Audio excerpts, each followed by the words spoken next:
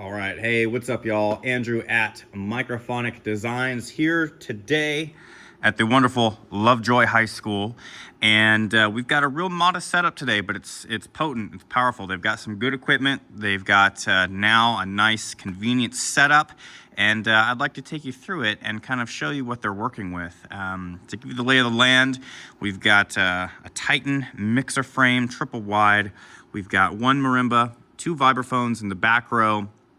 We've got a main stage synth rig over this way, and you'll see the snake there in the middle between those two here in just a minute. We've also got the Romeo Music QSC setup, which I have some thoughts on, but I've got it configured for Lovejoy that's in a convenient way. We've got it, we got the X32, we got this thing programmed.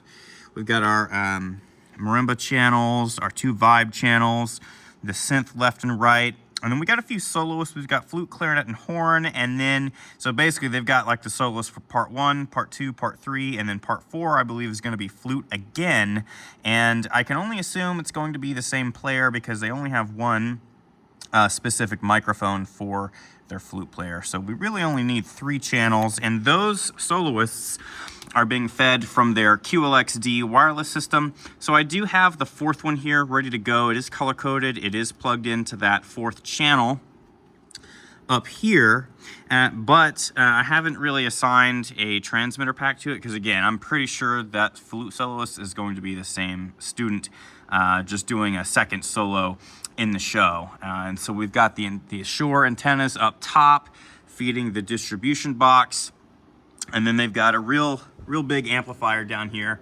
This is the QSC PLD 4.5. So this one amplifier, if you can see here, actually has, like the one housing rather, has 4 different amplifiers in there. And this means that on the back of it, there are 4 outputs. So let's kind of take a look at that and see what that looks like. Because if you've watched any of my videos, you'll know usually we have the subwoofers being fed, like if it's a passive system like we have here, normally the subs require a secondary, a different amplifier than the mains. But in this case, because of this amplifier, we've actually got all 4 outputs from the mixer going to 4 inputs on the amp. And then we've got 4 different outputs coming from the back. Now, before I got here, what I think they were doing was connecting a cable from the sub and from the mains directly to the back of the amp. So basically, when they were setting up every day and when they were taking the field for performance, they were opening the back doors of the mixer cart, taking a long cable from the sub and a long cable from the mains on each side. So 2 long speak-ons going to each side and connecting straight into the back of the amp.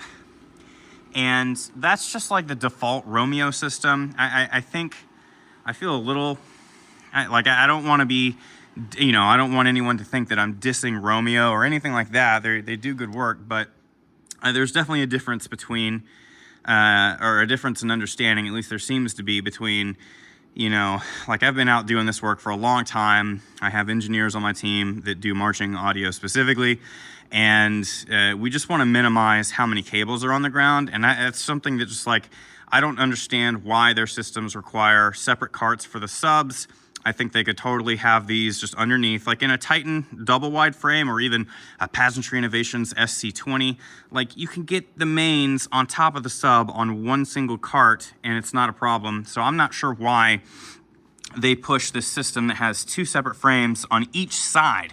So like this is side 1 and that's side 2, like the sub is on a separate cart. So I don't know what that's all about. I would rather just have one of these subs on the 50 if we were going to do subs on a separate field frame. And, the amp makes sense. I think that's a really good amplifier, of course. But then what we had is, too many cables coming out. So I've done a few modifications, and I've basically configured it so that they can actually use the speak-on outputs on the side of their Titan field frames mixer cart. For example, the blue cable here goes to the back of the sub here. And if you'll notice, look at this, if you can see the label, it says that the 2+, 2- connectors are throughputs. So I've done the throughput to this orange cable which goes to the mains. So this allows us to connect the mains just straight to the pass-through on the bottom of the sub, and then the input to the sub just gets fed from the side of the mixer cart. Now, I did advise the team here at Lovejoy, hey, we're gonna have to get a second 4-conductor or 4-pole cable. It's basically a 2-channel speak-on cable to go from the side of their mixer cart out to that side. So for now, what I have set up for them and what I've advised them to do is, hey, for now, just plug this orange one into the yellow.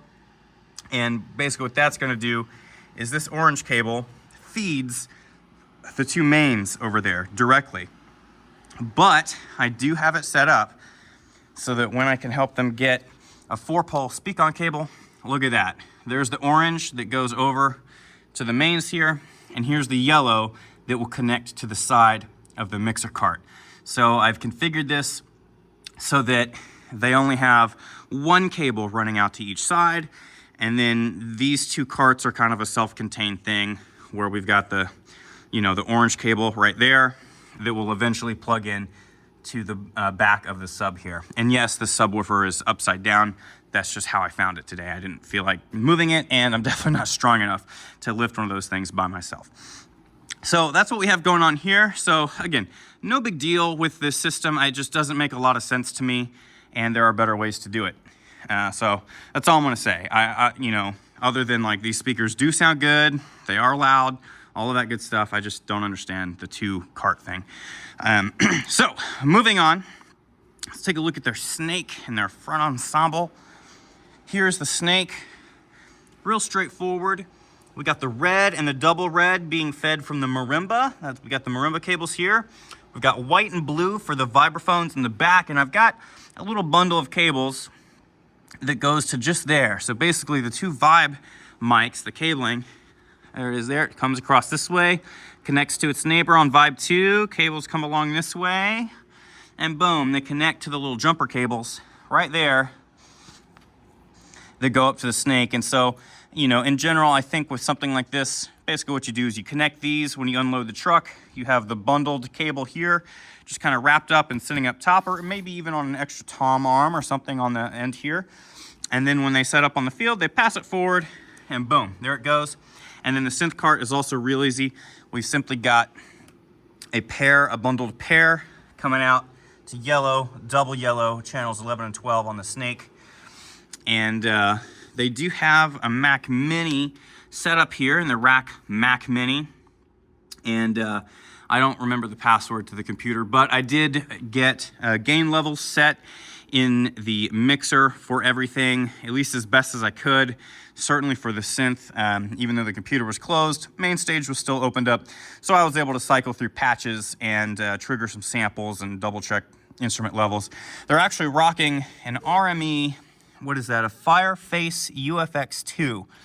This is like a beast overkill of an audio interface, but this is the percussion director's 2nd year. It's the director of band's 1st year. So this is just kind of the gear that they inherited. So we're using this. It actually has XLR outputs on the back, which is really interesting, but I couldn't find a headphone jack. So one of the things that I've also done for them is actually create their main stage file.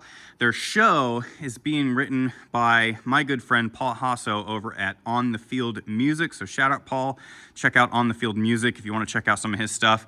And I am kind of helping supplement that show by actually creating their main stage file. So I'm not doing sound design. Paul actually created all the sound effects that they're going to use in the show. I'm just loading in the instrument sounds and getting the actual, .concert file organized and everything like that for them. So that's what we have going on. And I need to figure out how to get their monitor speaker fed. So probably what I'm gonna do is some stuff in main stage to make that work. But this is what we're using to get audio from the computer out and over to the snake there.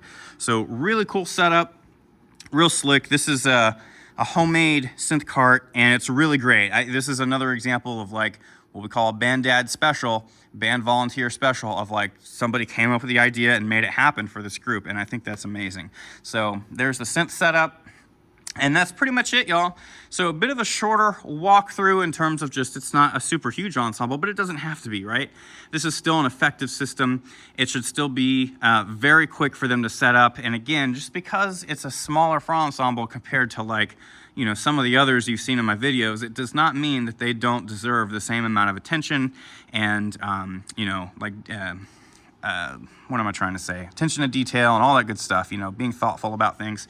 So I just wanted to give you a quick walkthrough over what we're working with, what they're doing.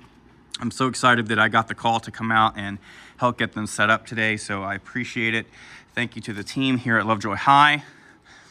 As always, drop any questions, comments in the comment section below, and I'm happy to help out the best I can. So until next time, y'all, take care, take it easy. Peace.